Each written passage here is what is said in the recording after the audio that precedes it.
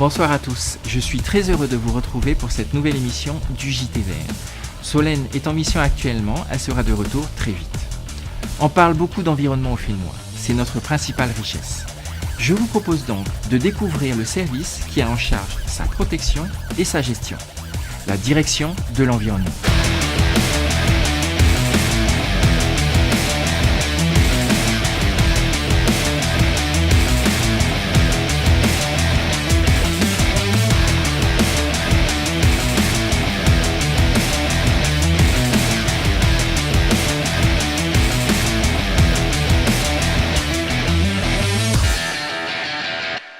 En fait, la direction de l'environnement est un service du gouvernement de la Polynésie française qui assure la préservation, la valorisation des milieux et des ressources de Polynésie. Nous avons des missions de protection et de préservation des espaces, mais également de protection et de gestion des espèces protégées.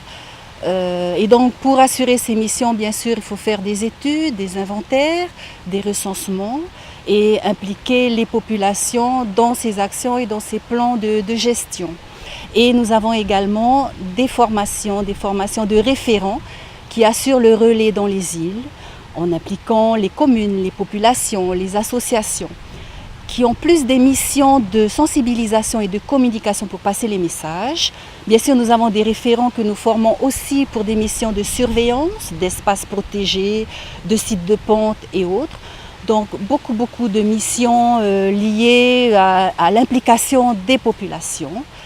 Et nous devons aussi assurer la mise en œuvre des politiques de lutte contre les pollutions et les nuisances dues souvent aux activités économiques ou humaines.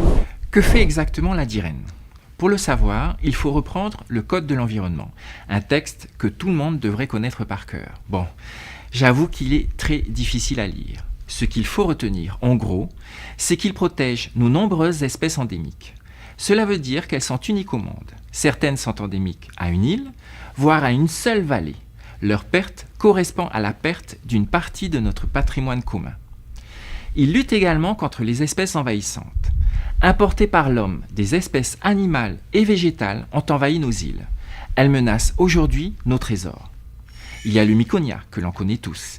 Il a envahi toutes nos forêts et remplacé tous nos arbres. Du coup, nos oiseaux endémiques ne peuvent plus se nourrir et se protéger. Leur habitat naturel n'existe plus.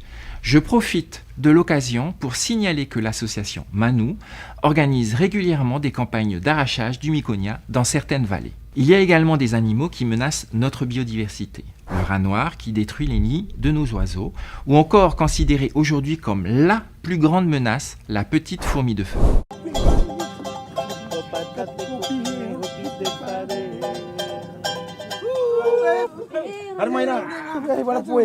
C'est quoi? Mais c'est une plante, ça a l'air jolie, hein? Ça sent bon, hein? Des sapis! Elles sont, c'est quoi? Mais c'est votre plantain, il y a des petites fourmis de feu! Fourmis de feu! Petites fourmis de feu dedans! Mais vous oubliez vos pots!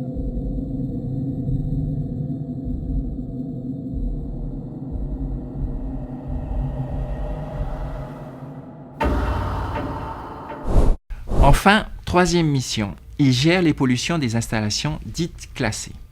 Cela veut dire que ces installations présentent un risque pour l'environnement et qu'il faut les surveiller. Voulez-vous des exemples ? Une station-service à cause des carburants, un garage à cause des produits contenus dans les voitures ou encore un élevage d'animaux à partir d'un certain seuil, etc. Le Code de l'environnement prévoit une liste d'activités. Ces activités sont soumises à des règles pour préserver ou compenser les inconvénients faits à l'environnement. En bref, la direction de l'environnement a des missions très différentes les unes des autres et très importantes pour la sauvegarde de notre Fénois. S'il y a une chose à retenir, c'est que notre Fénois est un trésor et qu'il faut le préserver. Vous pouvez retrouver cette vidéo et toutes les autres sur notre page Facebook et notre chaîne YouTube. Abonnez-vous. Le JT Vert, c'est maintenant terminé. Nous vous donnons rendez-vous très vite, même endroit, même chaîne. Restez connectés, protégez le Fénois. Merci de votre attention.